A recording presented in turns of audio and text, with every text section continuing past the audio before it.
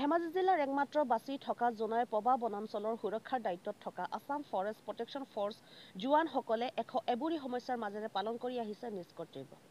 ধেমাজি জিলাৰ একমাত্ৰ বাচি থকা জোনাইৰ পবা সংৰক্ষিত বনাঞ্চলক বন্যপ্ৰাণী অভয়াৰণ্য ঘোষণাৰ বাবে যি সময়ত বিভিন্ন দল সংগঠন প্ৰকৃতপ্ৰেমী ৰাইজে দাবী কৰি আহিছে, তেনে সময়তে পবা বনাঞ্চলৰ সুৰক্ষাৰ দায়িত্বত থকা আসাম ফৰেষ্ট প্ৰটেকশ্যন ফ'ৰ্চ তথা বনকৰ্মীসকলে এবোৰি সমস্যাৰ মাজেৰে পালন কৰিবলগীয়া পৰিছে নিজৰ কৰ্তব্য।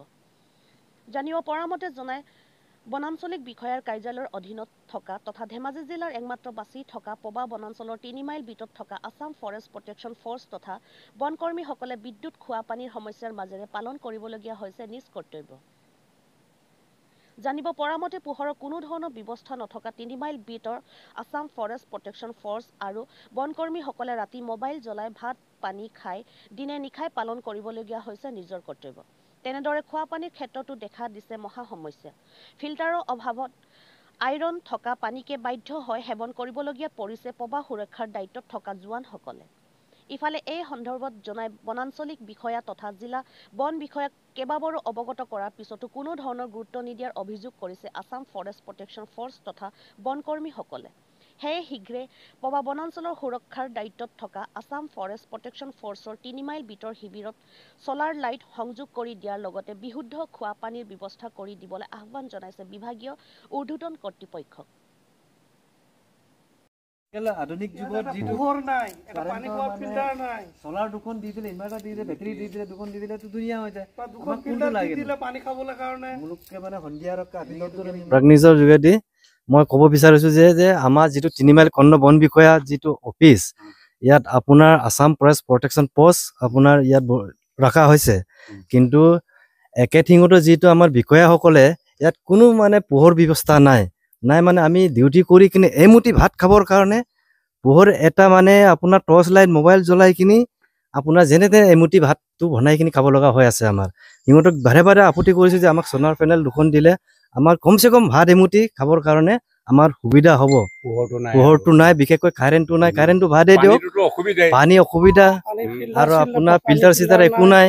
তাৰপিছত বিশেষকৈ অনুৰোধ মই কৰিছোঁ যে আপোনালোকৰ জৰিয়তে মুঠতে বিষয়াসকলক আপোনালোকে কওক যে যেনে তেনে হ'লেও দুখৰ ছলাৰ পেনেল এইবিলাক ব্যৱস্থা কৰি দিব লাগে বুলি। মানে আমাৰ টোটেল আমাৰ ষ্টাফ আছে 8জন, মানে আসাম ফৰেষ্ট প্ৰটেকশ্যন 5জন আছে, একেটিঙতো চিভিল 3জন আছে। যাতে আপোনালোকৰ যেতিয়া এই ৰাতি হয় তেতিয়া ৰাতি হ'লে কেনেধৰণৰ অসুবিধা হয়, যিটো লাইট নাই আপোনালোকৰ সেইটো পোহৰটো একেবাৰে বেয়া, অৱস্থাটো পোহৰৰ ব্যৱস্থাটো একেবাৰে বেয়া। টৰ্চ মোবাইল জ্বলাই পিনে আমি ভাতকেইটা বনাব লাগে, খাব লাগে, তেনেকুৱা ব্যৱস্থা আমাৰ। 2:30মান বজাৰ পৰা আমি ভাত বনোৱা আৰম্ভ কৰোঁ আৰু মানে তেনেকুৱা সেইটো টাইমৰ পৰা বনাওঁ, ৰাতি টৰ্চ জ্বলাই কিনি আমি এমুঠি ভাতটো খাওঁ। আৰু এই পোহৰৰে অসুবিধা, আন্ধাৰত আমি মানে এই দিনৰ 2টা-2:30 বজাতে আমি ৰাতি সাজটো বনাই থ'ব লাগে, সন্ধিয়া হ'লে আমি মোবাইল জ্বলাই ভাত সাজ খাব লাগে।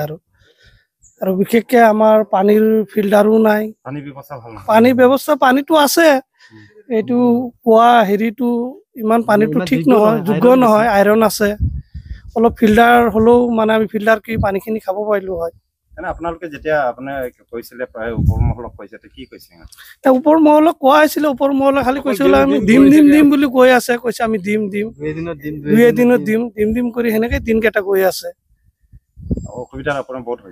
বহুত অসুবিধা হৈছে, আমি দিনটো কষ্ট কৰি আহি ৰাতি যোন এসাঁজ ভাত খাব নোৱাৰো, আমাৰতো বহুত অসুবিধা। তাৰ কাৰণে আমি পোহৰটোতো মানুহক লাগেই, য'তে থাকক আপুনি, জংঘলৰ ভিতৰত, কাজিৰঙাত হওক, নৰ্মেলত হওক, আমাক পোহৰটো লাগিবই।